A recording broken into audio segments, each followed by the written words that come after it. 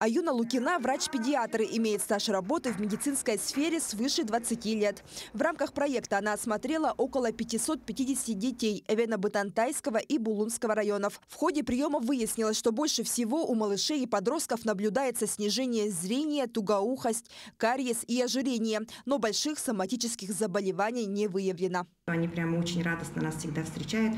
Естественно, для них это целый праздник, потому что приезжает бригада врачей, и они прямо с удовольствием ходят на приемы и показывают своих детей и себя. Всего было сформировано 6 многопрофильных бригад, в состав которых вошли различные специалисты – кардиологи, неврологи, офтальмологи, врачи ультразвуковой диагностики, травматологи, эндокринологи, урологи. И, конечно же, в каждой группе были врачи-терапевты.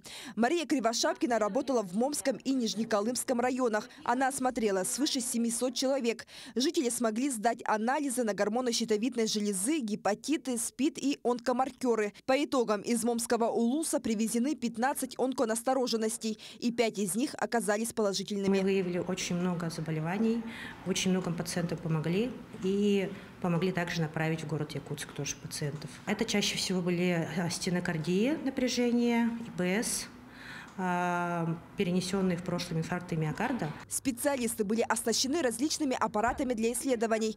Кроме планового осмотра, врачи узкого профиля выполняли малые оперативные вмешательства. Чтобы добраться до труднодоступных населенных пунктов на самолетах и вертолетах, врачи преодолели около 40 тысяч километров. По автозимникам свыше 14 тысяч. До некоторых сел специалисты добирались на снегоходах или оленьих упряжках. С февраля по 26 апреля полностью 13 районов мы охватили, мобильные доктора.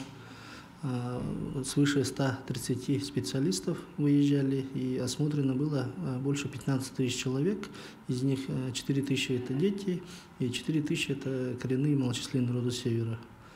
В мае врачи планируют выехать в Устьянский УЛУС, а в июне мобильные доктора посетят населенные пункты Кобяйского района. Благодаря успешной реализации проекта он будет распространен не только на отдаленные села арктических УЛУСов, но и на другие труднодоступные поселения республики. С августа этого года начнутся повторные визиты бригад врачей в населенные пункты Арктики. Светлана Амосова, Джилс Накентьев, Якутск.